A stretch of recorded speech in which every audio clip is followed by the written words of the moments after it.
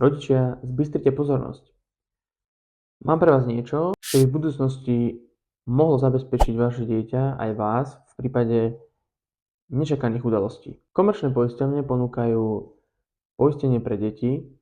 už od 10 eur mesačne, kde kryjú základné krytia pre tieto deti, plus ak si dojednáte k tomuto krytiu aj invaliditu z mladosti a kritické ochorenia, tak toto poistenie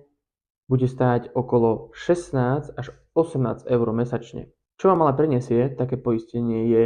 to, že ak by sa vyskytla nejaká choroba